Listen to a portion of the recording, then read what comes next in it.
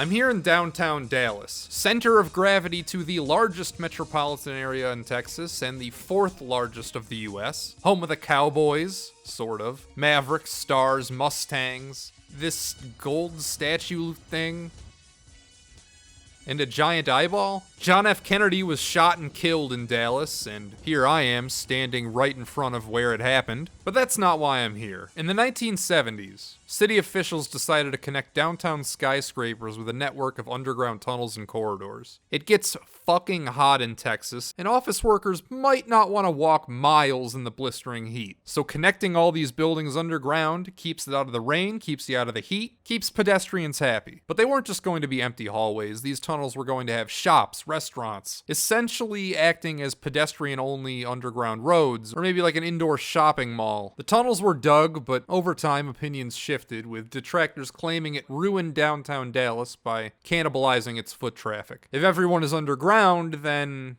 after all, what happens to the above-ground storefronts? Former Dallas Mayor Laura Miller told the New York Times that these tunnels were the worst urban planning decision Dallas has ever made. If I could take a cement mixer and pour cement and clog up the tunnels, I would do it today. Well, she didn't do that, but many segments have been closed, neglected, abandoned. Or at least that's what I was told, and that's what I'd heard. And while I still live in the area, I would very much like to see these tunnels because, frankly, it sounds fucking awesome. But I'm not exactly a local, and this is my first ever trip to downtown Dallas. I have no idea how to get down there, aside from just walking around downtown and trying every door at the bottom of a set of stairs.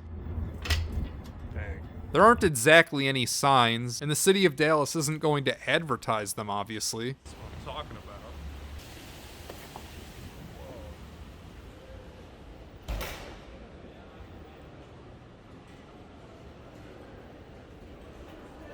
I guess this is just for this place. Connect with the rest of the tunnels from here.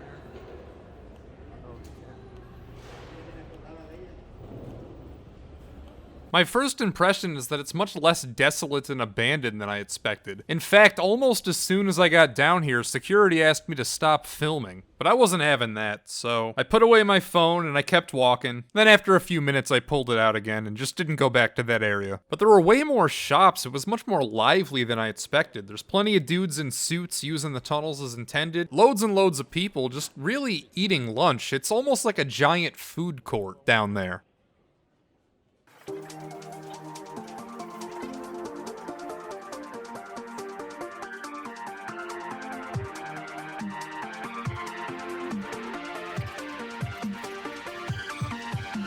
I did film this in December, so there are plenty of Christmas decorations. Here's a giant Christmas tree.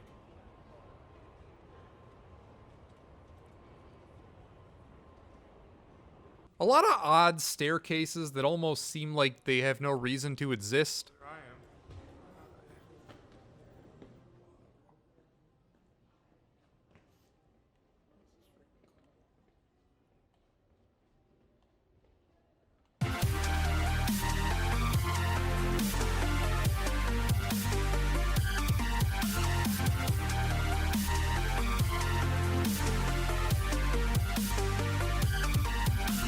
The further I went, though, the more it became like what I was expecting.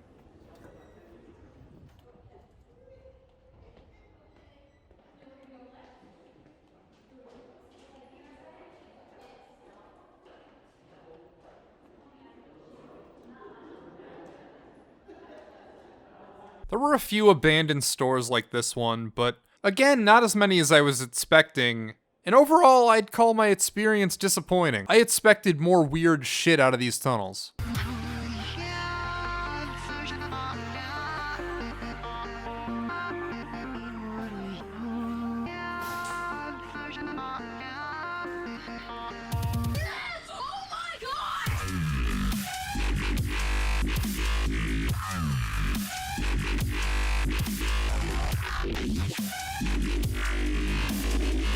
Here we go. Out of order escalators, an abandoned little elevator room.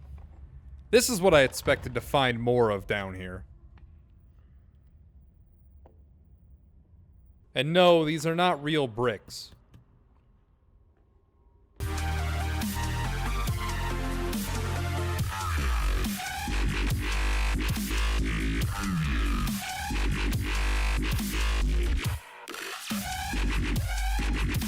Here's a cute little take a book, leave a book thing.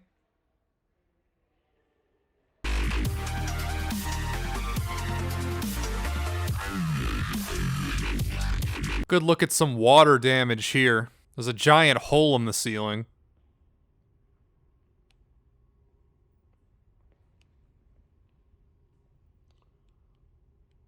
And a few other smaller ones. This interior almost looks like it could open as a thrift store right now. I tried to open almost every door I came across, but unfortunately most of them were locked.